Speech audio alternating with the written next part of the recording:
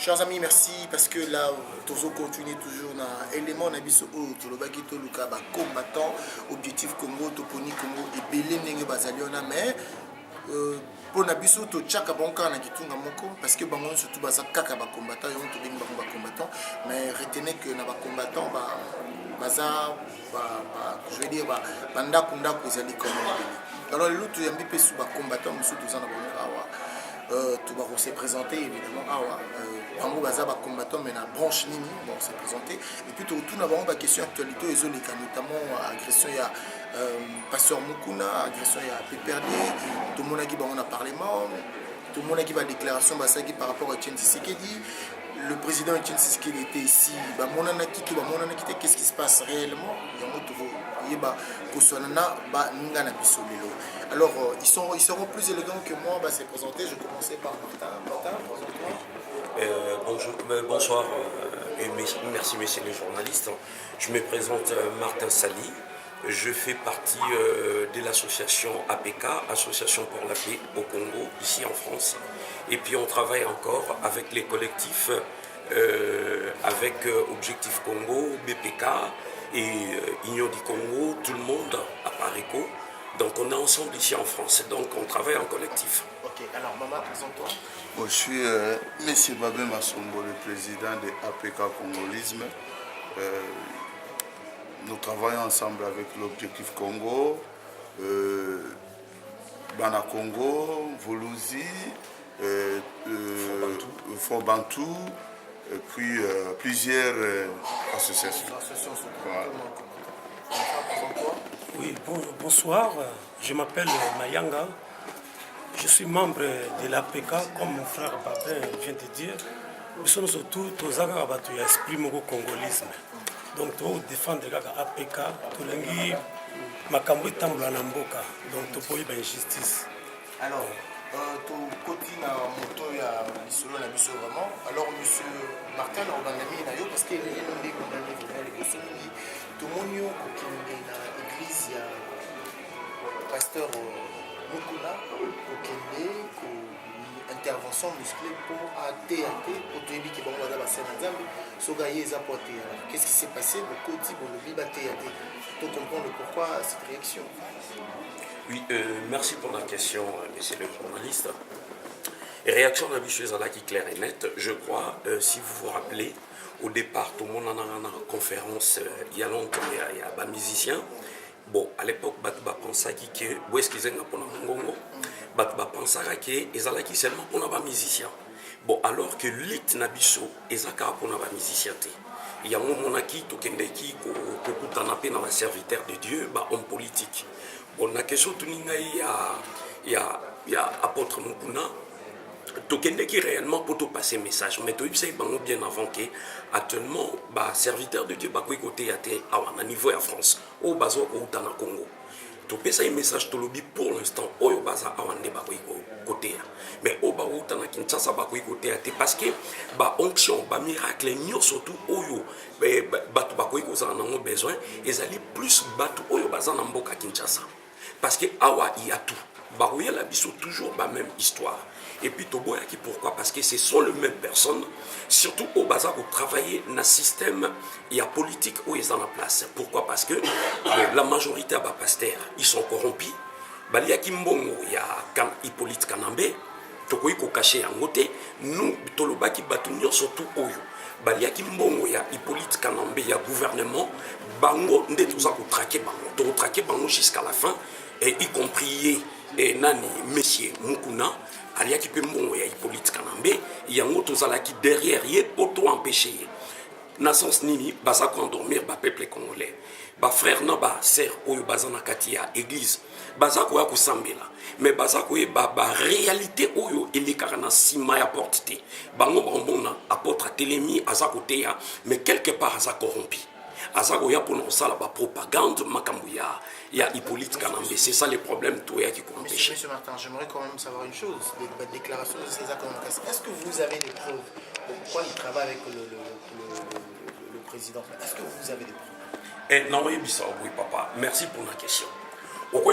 Est-ce que vous en avez preuve? Lelo yo nani na kati ya baserviteur de Dieu na écran aweya olobanga na liaki mbonga Kabila moto oyebi sote mais biso toyebi bango parce que tozalaka na bango tosololaka na bango toyebi banani oyo bazwaki bambongo ntango toparle sérieux omoni pour l'instant tosite bakombo misu te toza koparle sur mukuna ayebi situation na ye so bolandi même maloba oyo aza kobimisa vis-à-vis ya kofinga biso par rapport ndenge azoloba biso tofingi ete alors que c'est un serviteur de Dieu akoki kozala na ba message akoki kopase biso biblique mais ye aza kofinga biso mais nga naza kobenga ye monsieur naye comprendre que aza na niveau moko très bas spirituellement par rapport ya makambo oyo avancé mais du fait que aliaki mbongo ya Hippolyte Kanambe ayaki pona propagande parce que il a annoncé ça tolanda ki na vidéo alobi lelo aza libre akoyi pe ko voter c'est normal aza libre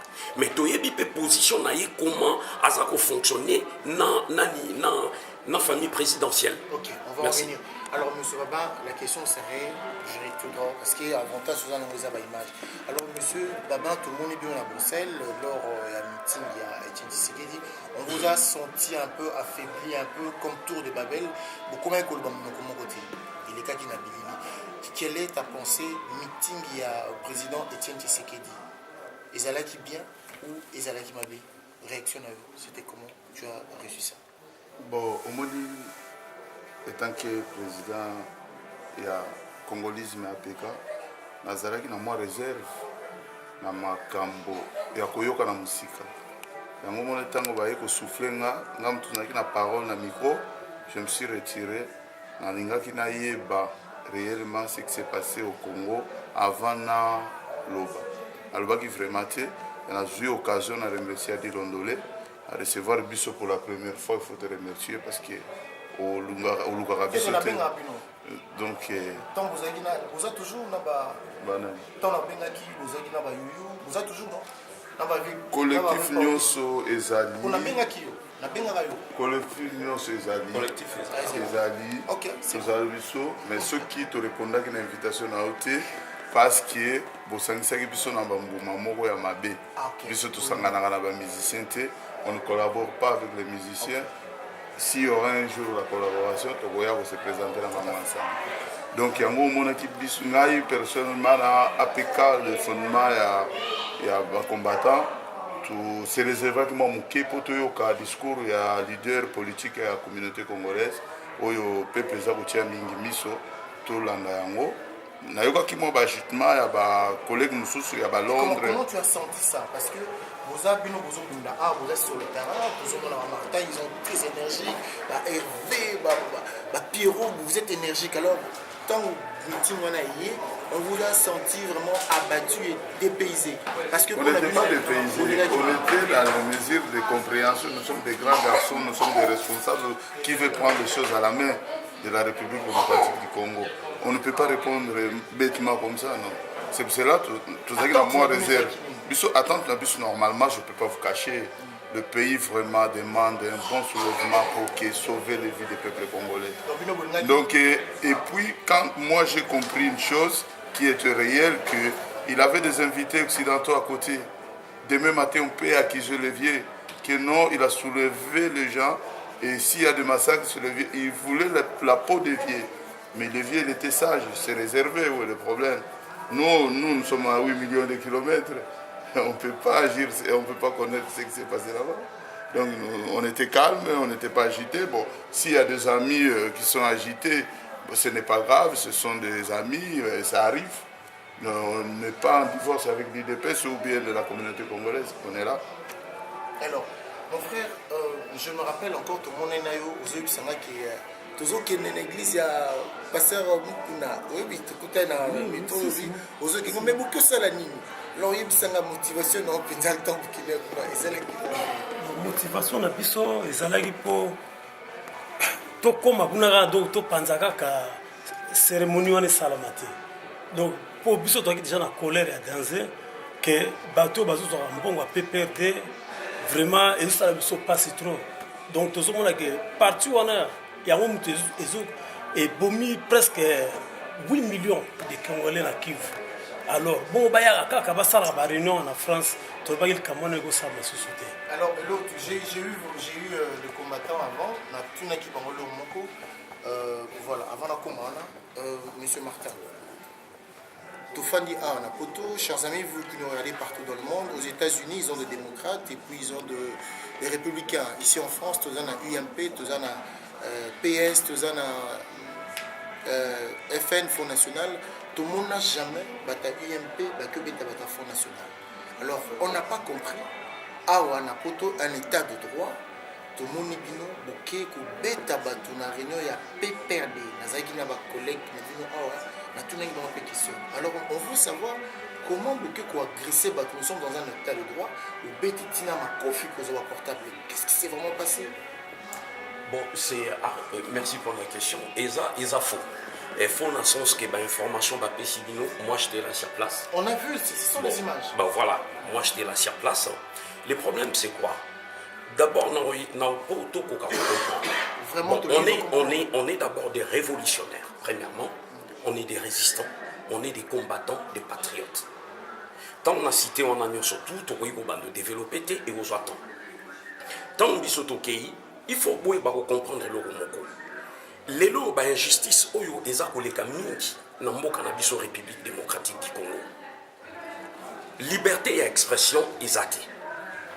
Mutu alobi bakangi ye batie na boloko mutu alobi babomi ye ngana koyi kotuna bino question et puis boye bien mo nazo pesa à chaque fois exemple na koyi kotuna bino pasteur Coutinho azana prison asala kimini parce que juste alobaki sauvons le Congo bazu bakangi ye batie na prison boye bisanga justice nini ana mboka na biso Floribert Chebe atang baboma ki ye ti lelo basassin baza retourner baza otambola bakangi pourtant ba commanditaire ba yebi bango.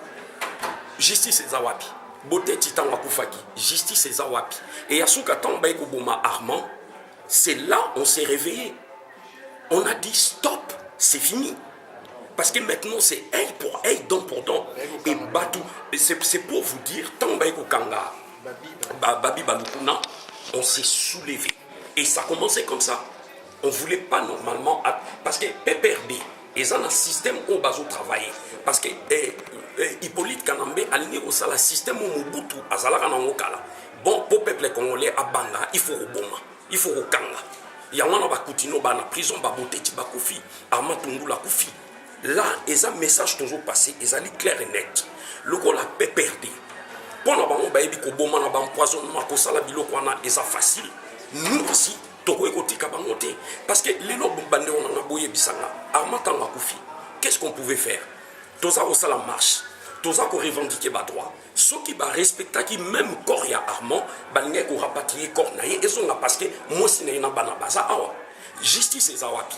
Aussi longtemps que na niveau ya PPRD, quand je dis PPRD, c'est la majorité oyo eza ko gouverner. Baza au sala oyo motema na bango elingi na niveau ya pays.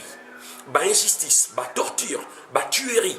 Biso siko pona ko revendiquer ba droit na biso yango na bomoni toza ko sala ba action na biso ezali ko empêcher bango na ba réunion na bango na nyoso tout baza ko sala aussi longtemps que gouvernement to système où ils en en place et ligne ko changer té biso pe to ko changer té parce que toza ko reconnaître Hippolyte Kanambe té où il azali président dans le Congo na système il y a place où ils en place voilà pourquoi. Martin, tu veux dire que ba action on a musclé pour continuer ko sala ou interdit PPRD à ça la réunion ou bien parti sur le aussi longtemps que on va libérer ma commande. Monsieur Adi Dondolé, merci.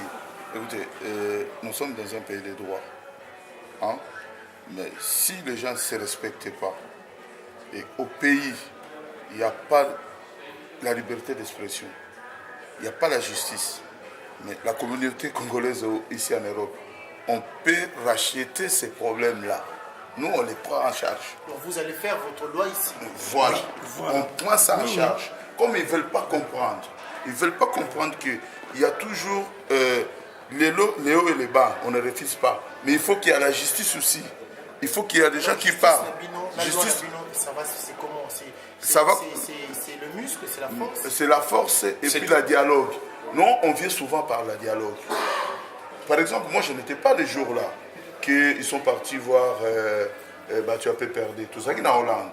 tokenda kotika mémorandum pour na makambo ya 8 millions de morts en Hollande.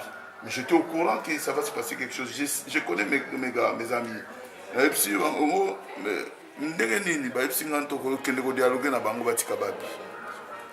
Mais la façon dont komi kuna na sengi rapport ba singa ba masanga ndenge alaki na siposa ndeni o tolinga ki to koma to vanda to solola ba lingité ba koyoka bisoti ba komi ko izaki bagar bango ba bimisi ba bandaki makofi ba to belé ba zoyi bango ti bango ba kangela bango za ba garde o bino bo sa nini a vous avez infiltré sona bin to za ba infiltré ndeni.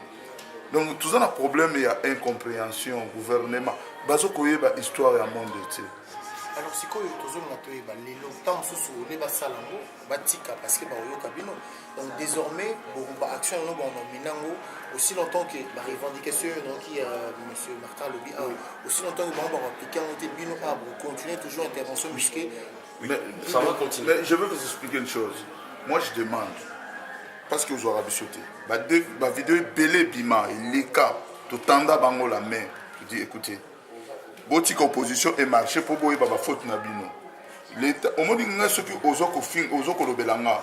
Na tambula rabo, na tambula rabo. Ah mais monsieur le tambula rabo ndeni. Na ko se corriger na obanda tambula tout droit. Ceux qui bolingi ko yoka batuti. Bolingi ko appliquer ba loi na bino. Bokomi au-dessus de la mêlée. Bolingi ko yoka la mututi. Mutu aloba même na télé ko babi ba lokuna mwana batu donc mutu pamba botie na prison bo bengi na inter bo nga so bo lesa nini botie na inter après ba boy ko lia bo memi na kalu fungola biso ba massa na etu tikali tu me tiens cette histoire ne change plus.